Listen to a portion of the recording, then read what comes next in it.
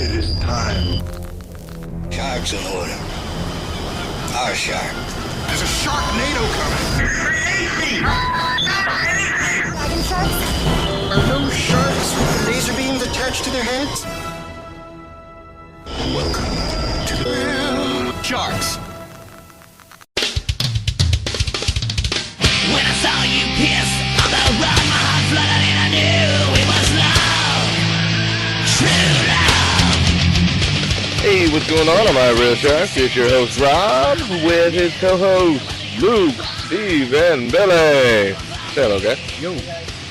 Hey, y'all. And we got our Halloween special going on today. We're going to be talking about the real debate. Freddy versus Jason. Franchise versus franchise. Franchise versus franchise.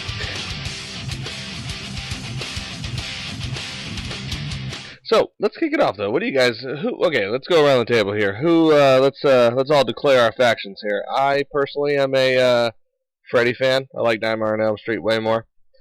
I just think it's a better slasher film overall. Let's see, Billy, go. What would you say, Freddy or Jason? Always Freddy. I love Freddy more. The movies or the actual character? Yeah, I'm a Nightmare on Elm Street fan. I love the movies.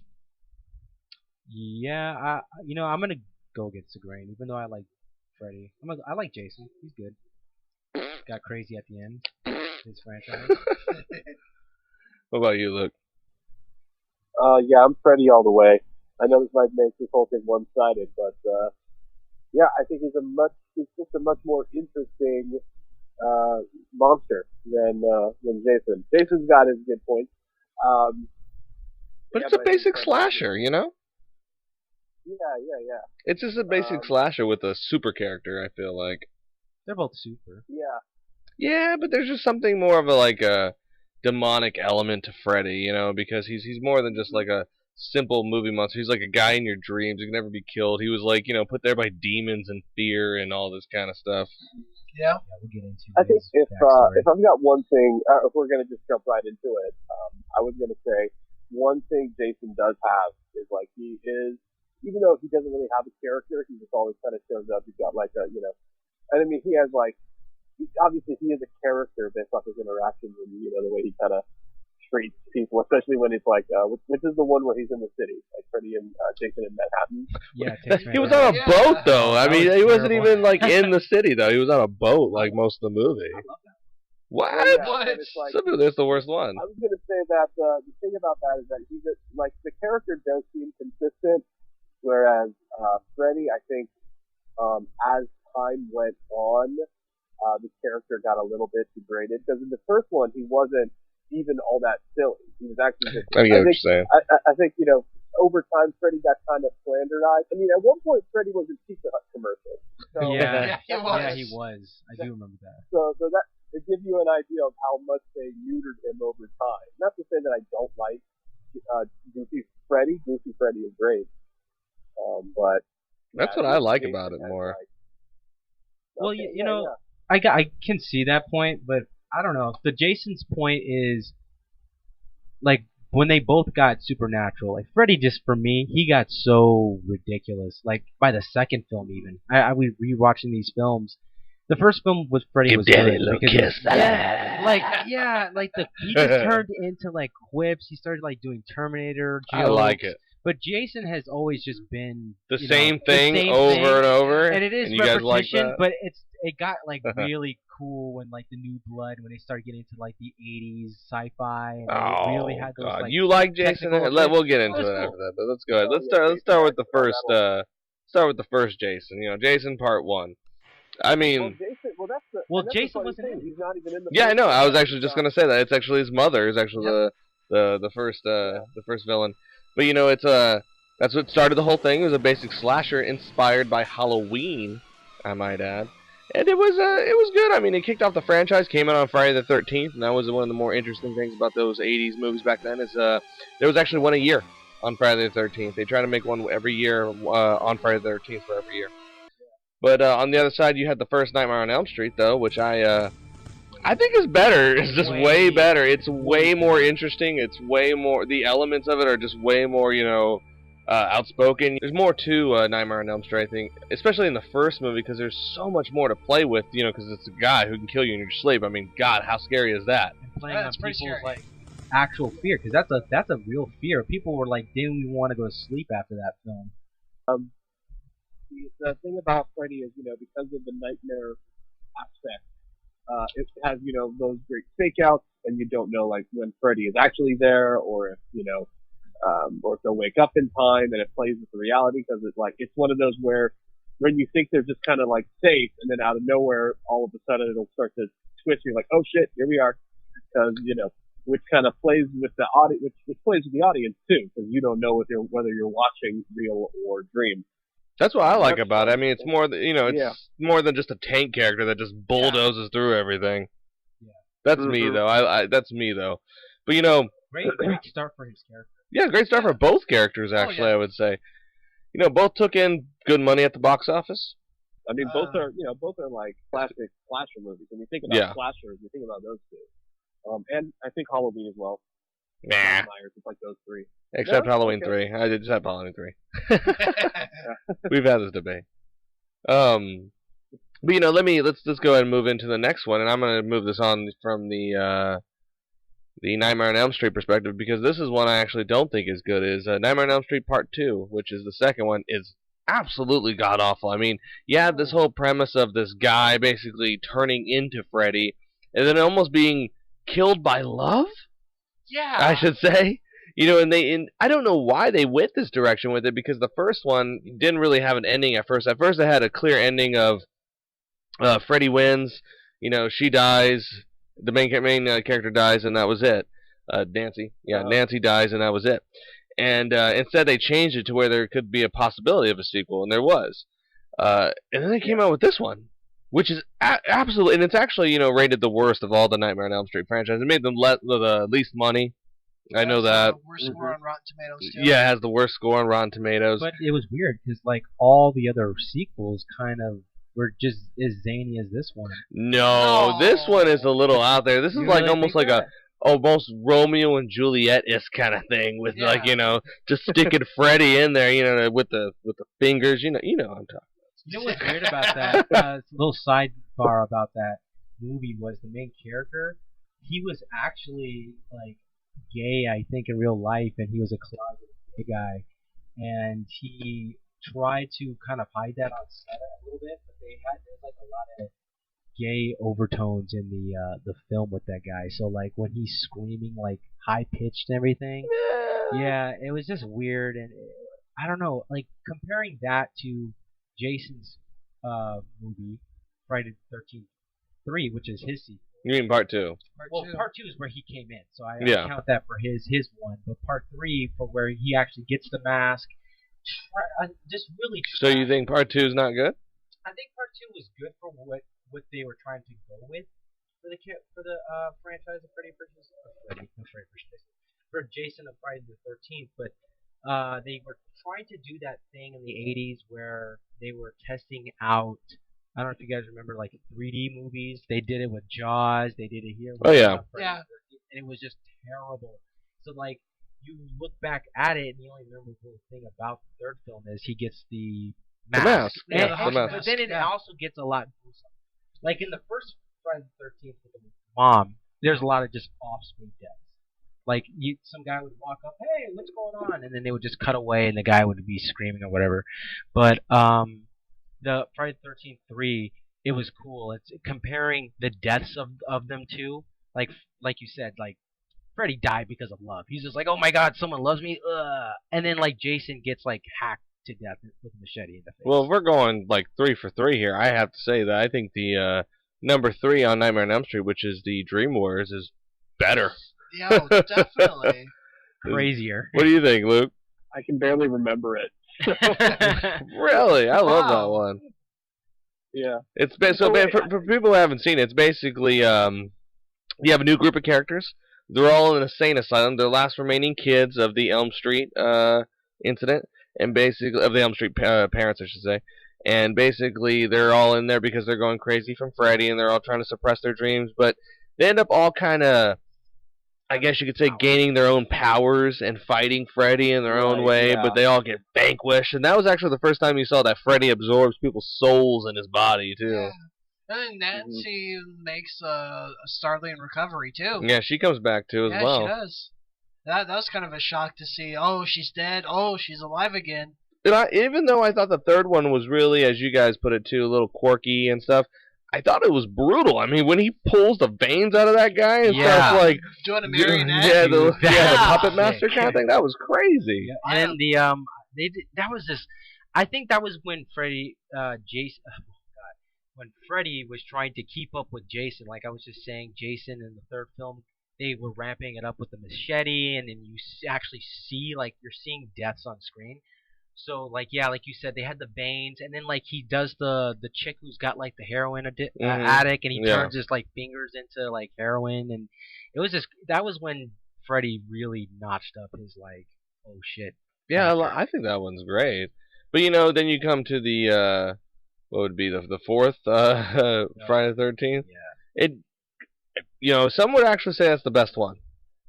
Yeah. Some say it's the best one. Yeah, you get the introduction with the kid Jarvis. Yeah. Yeah. So I don't know how you guys truly feel about that film. I feel like that one is, I don't know, man. Like, as much as I like Jason, it just something about that film is a little weird to me. I don't know why, but they took a long time about that film. Like, the third film came out in 1982, and that one came out in 1984. So they were making them year after year, like you were saying. Yeah, the studios at the time felt like they were tired of making the same movie and over. They actually felt like they wanted to kill him. Like, that one was the one where, the fourth one was where he was going to die. That was going to be it. Yeah. They were done making them after that. And then this is why they call it the final chapter, I'm guessing. Yeah. This fourth one, because they were like, we're done. Yeah. And they had Corey Feldman. But of course, you know, at the end they were like, it made so much money though. They were like, well, we obviously can't. We can't end here. We gotta make another one. Yeah, we gotta make another one. So they did another one. Yeah. Which is part 5, which is absolutely ridiculous because it's about a guy who's an imposter. Because they couldn't figure out a way to bring back Jason, so they're like, let's make him an imposter, a guy who's a copycat killer, basically. Yeah, the new beginning. Yeah. Which I think is the worst. It's funny. I mean, it's pretty bad. It's so funny though. I love that one just because of how bad it was. It wasn't even Jason. You have the kid who, again, it's not even Corey Feldman. It's like some other guy who's playing that Tommy Jarvis character, and it's just like they try to play it on like he's now Jason. Now at the end, he's wearing the mask, and it was just some paramedic guy who you didn't even care about killing people, so you're just like, what? Why? Why would you do this?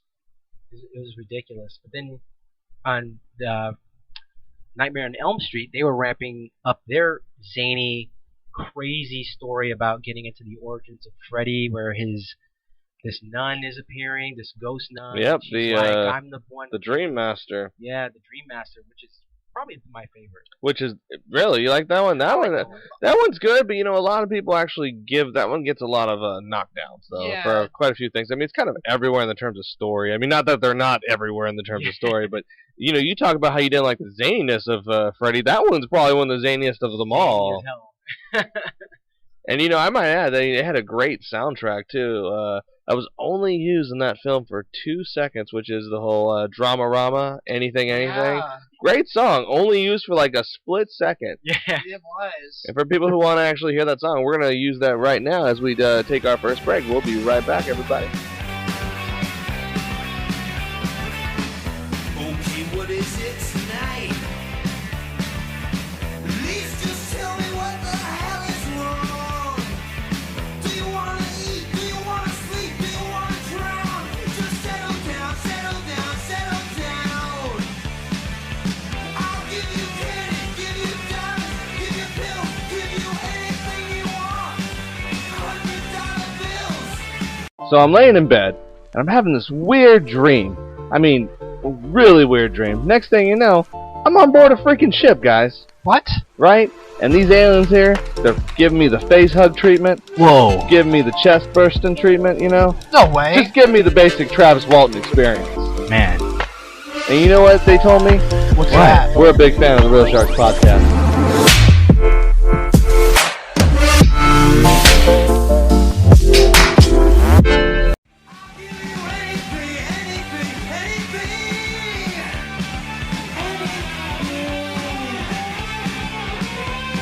Alright, so we were talking about the Dream Master. I like this one too. I just felt like the story was, it was different. You know, instead of the Dream Warriors, you kind of boiled it down to just one person, so it's like all the other characters were irrelevant because they killed them all anyway. Freddy, you like this one? No, I do. Freddy comes back though and just murders them all and makes almost the original irrelevant, which kind of was sad because the Dream Warriors, they actually had some pretty good, interesting characters. They did, yeah. And they survived too. Like they actually beat him. Only one was able to survive. Joey Caruso. Yeah. Yeah. Who would? Yeah, and then we'll get more on that later. And there's the black character who they just killed like killed, right away. Yeah. he's the first guy to go, so you're just like, damn. Yeah, Roland. Mhm. But I like that one. I like especially the I like the background they give in the Freddy movies. And see, I don't think they do that enough in Jason. I mean, you know basics of him, but they don't give this whole lore of, like, you know, when Freddy's in school and he's like killing a hamster and all the kids are like, son of 100 maniacs, son of 100 maniacs. But you know, also too, the Dream Masters, it's good, but again, it gets a little too wonky. It does. The nun getting raped. I thought that part was good. I don't know, Luke, you've been pretty quiet though. What do you think of all these so far? Yeah, I mean, I was going to say I liked. So 4 was like definitely like the fucking trippiest. Just because, you know, at this point, and like even Wes Craven was kind of just like at that point, people were starting to stop seeing Freddy as like the bad guy. He kind of flipped over. Yeah. To the point where now we were all like on his side. And then, you know, especially with other Jason movies, that's also the case where you're like, well, now I just want to see how he will kill these people because I want it to happen. That is true. That's a very good point. You know, people stopped seeing it as being a relevant threat. You know, he wasn't as scary as Jason was in the whole horror aspect. People just really wanted to see how they would go see his movies to see how these people would die. And see how funny it could be. Not to mention, Robert Englund had established himself at this point as the only guy that could ever play Freddy Krueger. Yeah. And, you know, Robert Englund's awesome, too, I might add, just for a second. Which he was upset about, too, by the way, because they started bringing Freddy into, like, he started making, like, modern quips for the society at the time, you know what I mean? So he started making all these, like, crazy, like I said, like, Terminator quips, and I think this is the one where he kills that chick who's, like, from, like, overdosing from eating. Yeah. Remember that? Yeah. That was actually a gnarly death, by the way. But the movie was kind of weird in the aspects, too, because, you know, it didn't make sense because when Freddy killed them, you know, you thought he was going to absorb their souls and stuff, and which he did, but then he didn't get their powers either. Like, you know, one of the guy who's like really good at martial arts, you know, the power transfers over to her, and it's like, okay. Yeah, it's very weird. I just didn't. I don't know what they were trying to go with that. And then they started the. You're film the one that said you liked it. I liked it just because of it was like a culmination to what Freddy was at that point. Because in 4 they were kind of teasing what he was, and then like this one, it's the story wise. It was I liked it more because they went into this whole thing with the nun. In the 4th one, you just see her. She doesn't really say anything. Now she's like, yeah, he's my son. I didn't want to say it. You know, I try to hide it and all this stuff. And then you have to like go dig up his bones that they do, right? Yeah, to put him at rest. Put him at rest. Yeah. So this is kind of one of those things where it's like, will he come back? Speaking of the nun and being his mother that was raped, then we moved into the Dream Child, which is actually a good one too. That is a crazy I think it's actually good. You know, Freddy uses the child to stoke fear and kill people through the baby's dreams, and you know, she's obviously the girl from I know, right, Luke? The girl from the Dream Master. It's, you know, it's her kid, and that's basically it. And they have to stop Freddy from basically turning the baby into him. And then the baby somehow is like outside telling the mom, like, I beat him. Yeah. I will be born. I will be born, yeah. But the best part, before we move into the Friday the 13th aspect, the best part of that is when the whole they go into the asylum, and the little baby Freddy is running, and it's like, "Meow," and then it goes into his little cape, and he's like, "It's a boy." That part is amazing. Yeah, I mean, will who actually doesn't have love it when we get to it. There's another callback to that in the Friday the 13th series. So what was the next Friday the 13th? This is when we start getting into the cool one. Jason Lives, Part 6. This is where Jason starts getting... He also starts getting zany, but, like, very cool. He's cutting, like, this is the movie where he goes into the woods, and there's, like, 3 people, like, paintballing, and he just, like, cuts them, like, all in half, like, smashes some guy's face. Just, against whoa! And it makes a bloody smiley face. It's crazy, and it has, like, the cheesiest hair metal. We must not forget of all the time. the cheesiest hair metal of all time. Yeah, like we must not forget all these movies clearly have the one aspect too, especially the Friday the 13th ones, that all these young tween pervs love, which is all those teens just about ready to have sex, and then oh my God, Rob! You know, I'm so glad that you some said people that. would say that Friday the 13th is a metaphor for abstinence. You guys ever heard this? No, I have. I mean, that's because Okay, yeah, I can see that. Yeah, because they all because they always killed them when they boned. Yeah, I mean, That's literally the premise. They were just like right out of the gate. They're like, we're going here to just go have sex. What's the problem nowadays in this era? Kids having unprotected sex. All right, let's make a film that's just about this is what happens if you have sex. If you let your guard down while engaging in intercourse, you will be murdered. well, you know, I'm gonna make a callback to a different movie that kind of ties into like how to survive horror movies. Scream. I can't remember his name, but the movie nerd guy, he saw so many movies that he knew how to survive horror movies. And you know, like in there's the list, like you can't have sex, you can't drink beer, can't do drugs. That's Scream. Yeah, that's what he's talking about. Yeah, that's what I'm saying. But these were the rules. The rules, right? Especially you can't say, "I'll be right back." Exactly, because you know that person's about to get murdered in like 5 minutes. Yeah. So yeah, but back back to Jason. Another cool part about this scene is this is where kids for the first time are actually at Camp Crystal Lake. In every other film, there's never been any kids. It's always been just the counselors. So this is actually like where Jason goes, and like a little girl like sees him. He like they were never doing their job. They were boning. It was so weird. Yeah, dude. Like Jason just walks up to this little girl, and he can kill her, and he doesn't for some reason in the film. It was really weird. But just some cool deaths in the film. Like some dude gets bent in half. Some cop of like the main chick. It was just like some really really gnarly kills. And this is actually where Jason is resurrected, so like from now on he's like zombie Super Jason.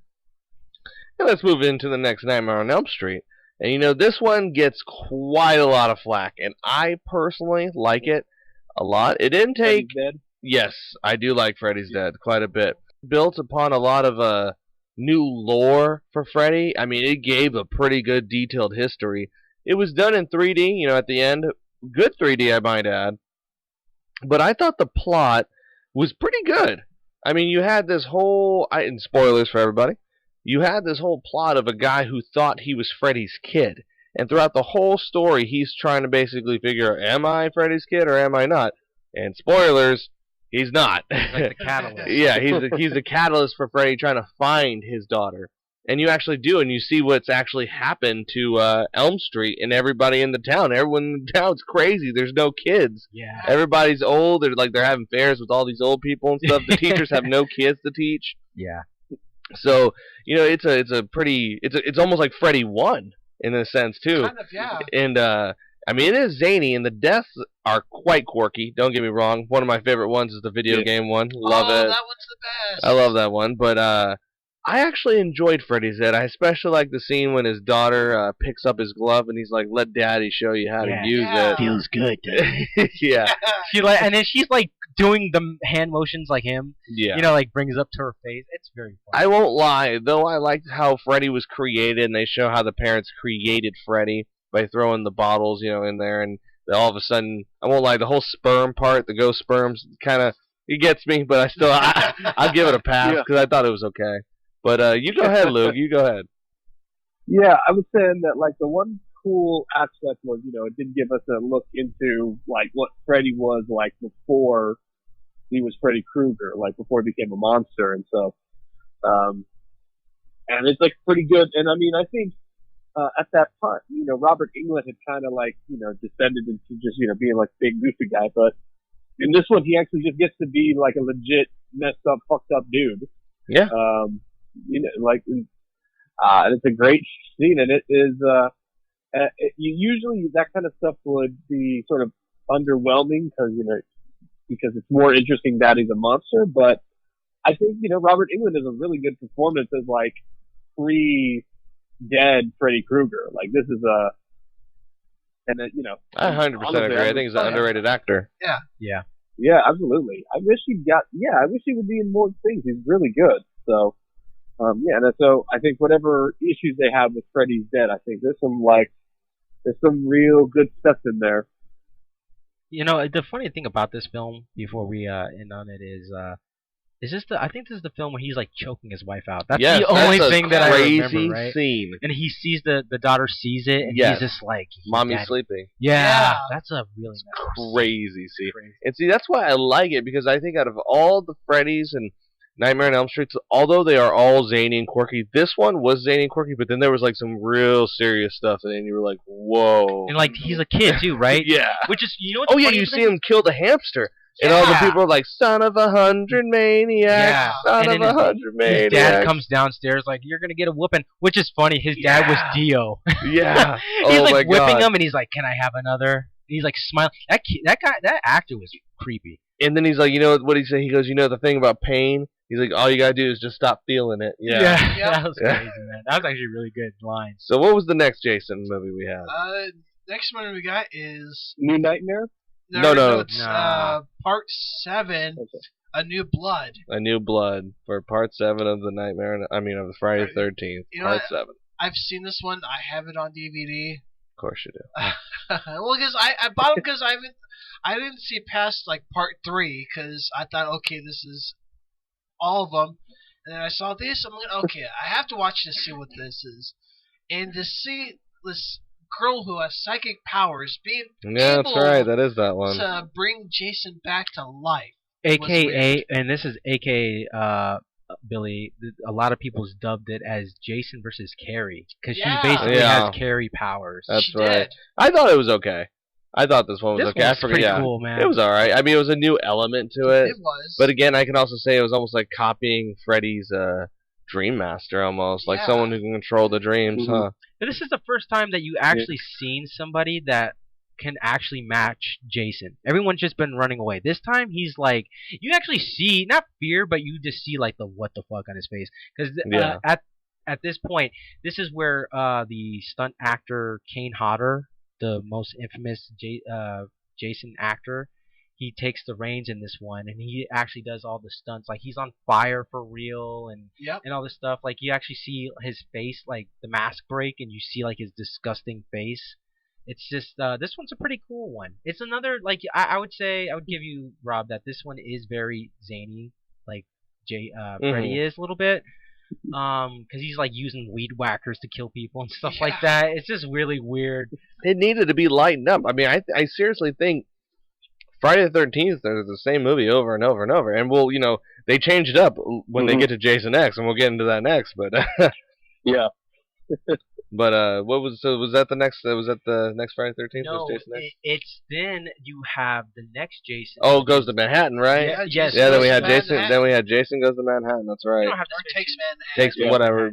Yeah, which he was on a boat for most of the movie. This bombs pretty hard. All these people. Yeah, got it. I mean, it's pretty terrible. I mean, nothing really came out of that one too much. And then I guess kind of opened up the weird mythology that, like, if you eat Jason, you become Jason. Oh, that's the other film. That's the Jason Goes to Hell. Yeah, you're talking about Jason Goes to Hell. That's the next one. That was the terrible one. So once they, were like, let's take it out of the woods, let's, put it in a concrete jungle or a concrete forest, which they didn't do.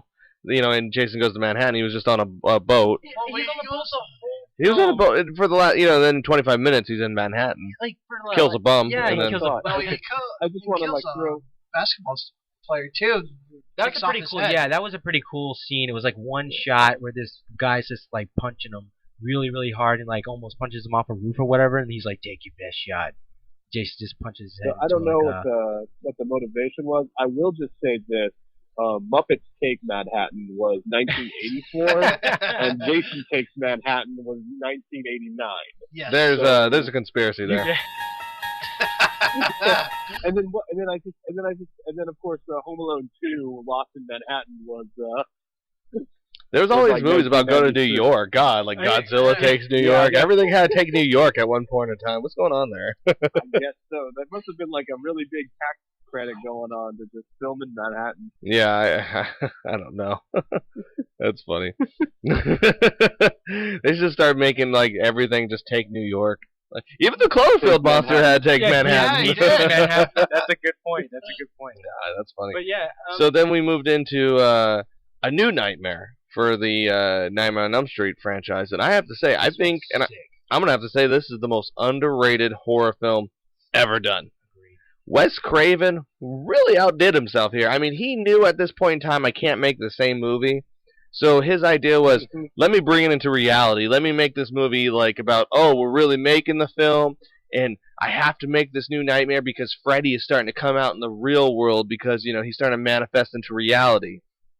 And it's all about how Nancy, you know, first of all, the actress that plays Nancy, she carries the movie the whole time, which is amazing too. Yeah.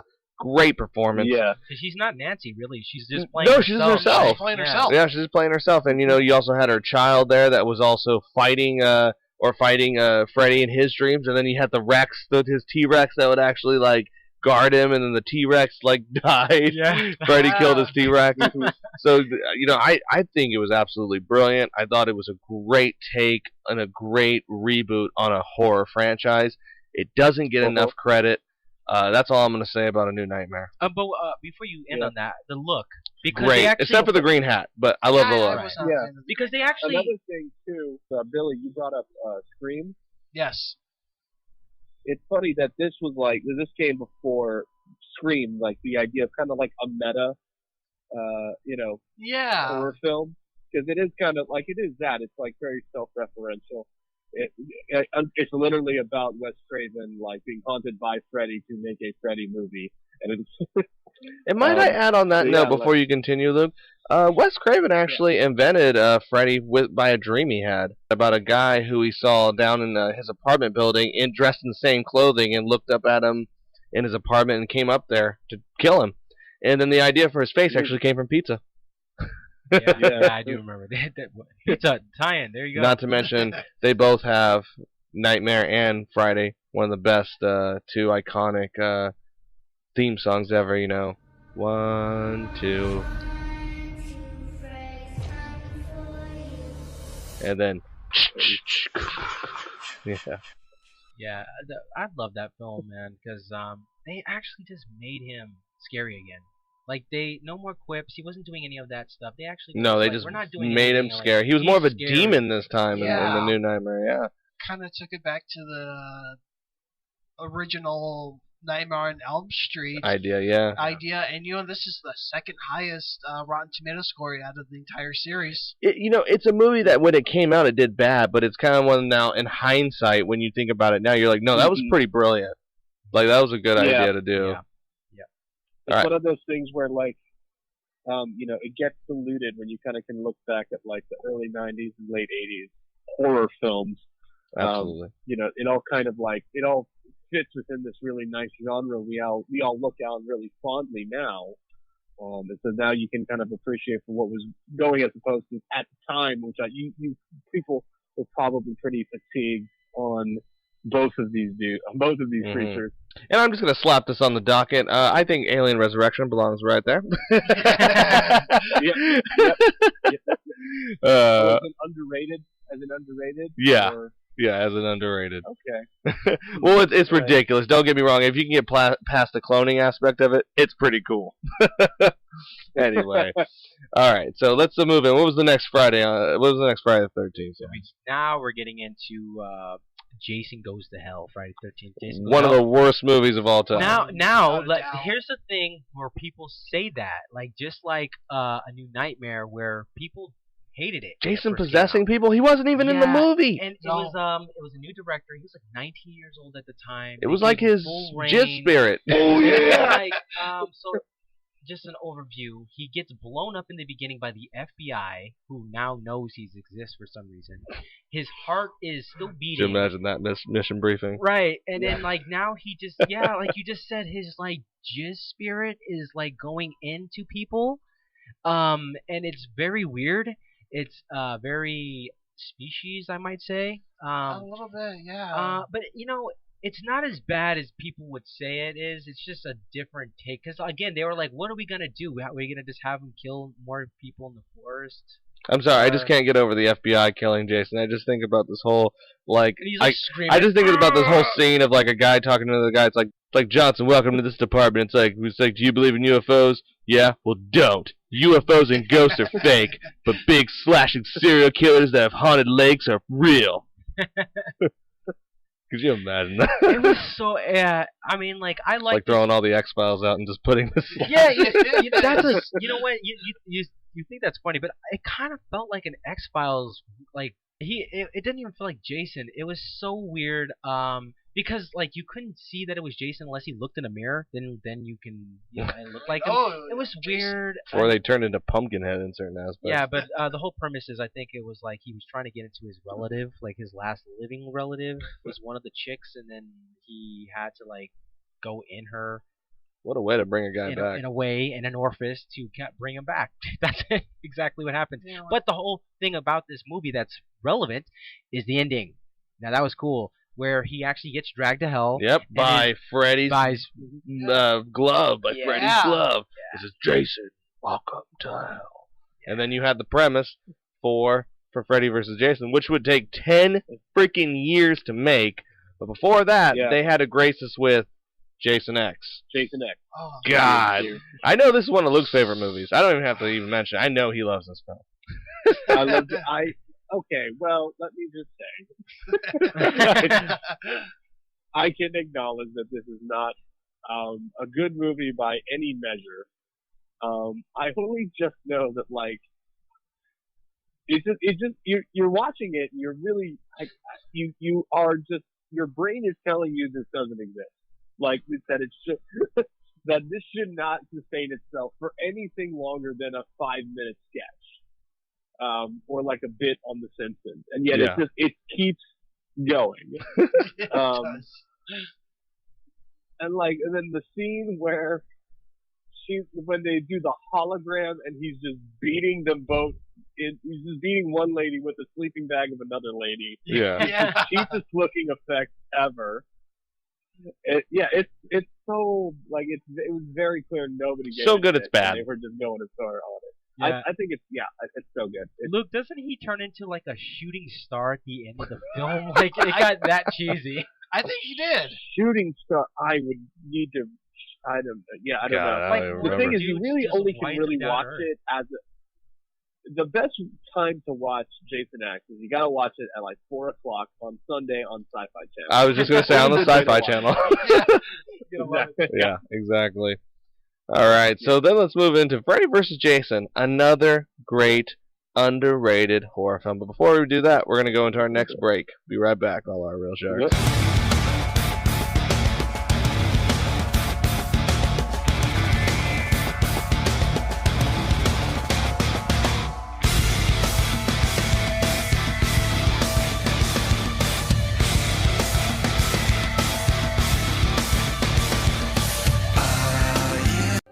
Do you or someone you know struggle through life with anxiety-related mental disorders? Ever get that feeling that you are one of the few? I'm here to tell you that you are not alone. Take a journey with me as I talk about key points in my past and how they may have led to me being diagnosed with anxiety and panic disorder. After which, we will talk about different ways to tone down the anxiety and maybe even beat it together on anxiety. The easiest way to remember the name is by thinking about how one searches for a state of zen in the midst of the anxieties of life. My name is Gerald, and I'm the host of Anxiety.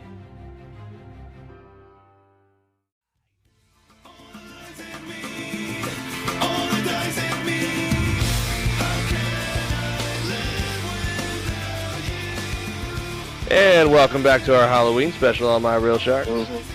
And we're talking about the infamous Freddy vs. Jason, a movie that I think gets way too much flack. Way too much flack. So I'm going to kick it off here. I absolutely love the film. Thought the story was great. I think the whole idea of Jason living up the street, basically, and then, Freddy living down the street is great. I love how they just don't, they're in the same universe. I think that was great. I love how the idea of that Freddy has been forgotten, so he needs to use Jason's mom to basically awake Jason to go scare the kids on Elm Street so he can get his powers back. What a great way to bring them both together, in essence. I mean, even the intro is so epic when he's all like, I had to search the bowels of hell before I could find a soul. And then you just hear the I mean, I thought it was great. The throwdown was epic. And, they threw down a lot. It wasn't like, Batman versus Superman where you had, it was 5 minutes. No, they threw down pretty good in the whole movie. You saw some good elements. The whole idea of, like, Freddy's weakness is fire, Jason's is water because Jason was drowned. It was good. And he had some good death scenes. In retrospect, I still think, I don't know who won. I think Freddy won because at the end, even though Jason's carrying his head, spoilers if you haven't seen it, Freddy gives a wink as if, like, Jason's in a dream or something. Like he's in a dream. Yeah, so I don't know, but I still think Freddy came out on top, but Jason had way more of a kill count. He killed like 18 people in that movie compared to like Freddy, I think he killed like 1. I think it's because Freddy killed like 3, I think. Something around there. It was very low count. Because of him going into the forest, killing all those kids, like in that rave, you mean? Because Jason just kills like a bunch of people. Yeah, he just kills a bunch of people. He's even on fire too. Yeah. And that's a good part that you just brung up about them having their weaknesses. Loved it. Did we not just see Jason go to Manhattan where he friggin' swam? It's like Steve. And then we saw Freddy in one of the movies actually literally be on fire and not die. So it was weird that they kind of brung those things into this movie. But nonetheless, like you said, I think that this film just gets a lot of trash for that time because it was the early 2000s. People were like, there was high expectations. There was a lot of good films that were coming out back then. In 2000, Gladiator, man. Everyone was like, that would be Gladiator. I know it's like Gladiator and Freddy versus Jason, but still, I mean, there was a lot of good movies that came out around the 2000s. So breaking down the fight scene, they actually it happens. They go head to head. Get you guys' take on. Did you guys actually like this at the time and now? Yeah, I still like it now. I actually went back and rewatched it not too long ago. I still like it now. Excellent soundtrack done by El Nino, which was actually the music you heard when we went to break. Anyway, but excellent band. I mean, it was a good movie. I just think everyone already had their minds made up about it before they went and saw it, and those who automatically were going to hate it because they're so fanatical about, each one of their own franchises, that those two can never coexist in a universe. But I thought it was... Go ahead. There's also the idea that, again, they are super iconic, and obviously it's better than Batman and Superman, but it does go into that thing where, like, you people play this battle out in their head. These are two super horror icons, and you kind of want like it just to be all stops razzle dazzle no matter what. And this is a good movie on its own, but obviously it's like you get that feeling a little bit, that it should have absolutely blown you away in every respect of the word. I thought it did. It's a good movie, but what else could it do though? I think it's good, but again, it's one of those if you just absolutely want it to just go fucking, with two horror icons. Better than AVP. Some people, yes. Some people always, definitely better than AVP. Than any of the AVP. Yeah. Gosh, I hate, Yeah, those are terrible films. I would say, and in terms of like, so we've had Alien versus Predator, Batman versus Superman, Freddy versus Jason. Of all of those, and I guess we'll soon get King Kong versus Godzilla, and we'll see that. But like so far, that's the only matchup that's kind of been like good on its own terms. Mm-hmm.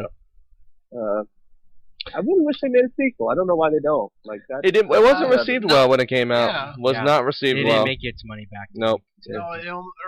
No, actually, it did make its money back. Oh, yeah. Interesting.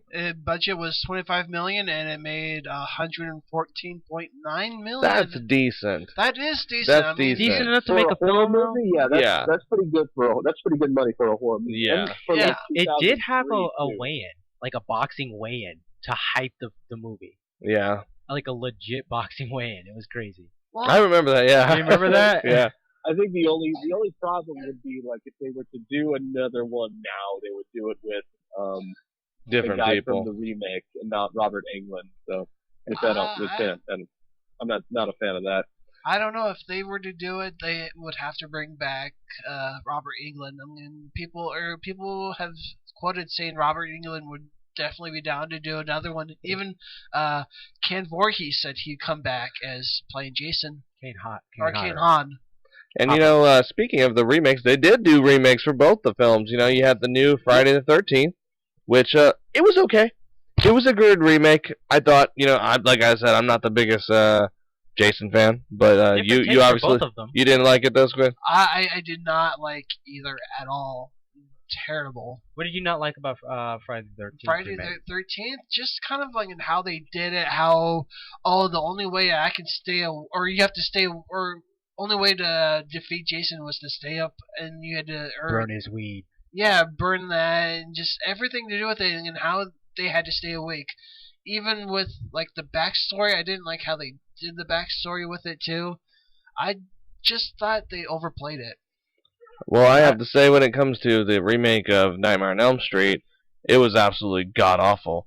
I didn't think there was anything good about it, really. One of my biggest key, like, points I hate about that one, it was how they fell into the dreams. You already knew they were in a dream. It almost defeats the purpose of the horror. It's like it's like when they remade Total Recall. You saw Colin Farrell get arrested when he was sneaking in the base. It's like, okay, why did you say that? I didn't need to know he was a secret agent already. Now it doesn't matter. Like spoilers. It totally spoiled the whole movie. So it was like, you know, why did they do that? Then they try to literally almost copy frame by frame aspects of the original Nightmare on Elm Street, even the sack scene in the hallway, which it just came out is more of a cliche than anything. I mean, it was a terrible, terrible remake. I mean, I like the guy too. I like the guy who plays Rorschach. I think he's awesome. Yeah, But Jackie. I also, and this is just, I mean, they also leaned in way harder on the idea of like Freddy being a pedophile. And, Yeah! Yes. I don't know how Yeah, that's And that's I why he hated burned, that. I right? feel about that. Yeah. yeah. I mean, I get it. He's a horror monster, but I still just feel that like, can't he just kill people? Like if he wants to, you know. Don't you feel that being a pedophile is just a little bit too much if you're going around Those murdering claws. people and you're also a pedophile? Right. That's just, Yeah. That's that was- overkill. That's overkill. But, you know, in hindsight, though, he was always kind of, like, hinted towards being like that, because even the little girls would be like, oh, Freddy likes little girls, especially, like kids, especially little girls. Yeah. And he's like, cut out their Right, eyes but I and think- I shit. think that they leaned into it pretty. Yeah, I mean, Yeah, it was they it was pretty went much right like, into you know, he might as well have been registered on a sex offender website before they even jumped in that dream. Right, Yeah, right. it's like all the like straight up he puts the girl in a dress and he just straight up tries to molest her in her bed. So Yeah. yeah, I don't. There's like no ambiguity there. And the CGI that they used to do, like, the wall scene was terrible. Bad. I mean, you know, every aspect of both the remakes were terrible. You know, it just shows you can't remake some of the good classics. But I actually wanted to move in before we actually end the special tonight. You know, we were talking about how Jason and Friday the 13th might be a metaphor for abstinence. You know, I don't know if you guys have ever heard this theory, but Nightmare on Elm Street is a metaphor for basically the older generation putting things on a younger generation, because you had a generation that killed a mass murderer and they put it on the youth to take care of later. Some people have always speculated that because horror films reflect the society and the times they come from, during the 1980s, that's what we were doing to our children. We were putting all our faults and all the bad things in the future, like climate change and everything, for them later on to deal with. Very interesting point. And that's some people think that was what the metaphor for Nightmare on Elm Street was. I could see I that. can kind of see that. Yeah. Like, Yeah, I think. I think Yeah. that it happened in Jason as well, because there was like an older guy who was in the first like 3 films that was like warning the children not to go to the lake, and then they would always go, and then he was kind of like half-assed telling them not to go, but then like when they go, he's just like, well, they're dead. Yeah. So that's going to be our special for Freddy versus Jason. We hope you all loved it, our Halloween special. This is your host, Rob, with the Squid, We'll see you guys next time. Steve, Yo. and Lucas Maximus out in Cali. Thank you. And we'll catch you guys on the flip side. Have a great night. And a happy Halloween.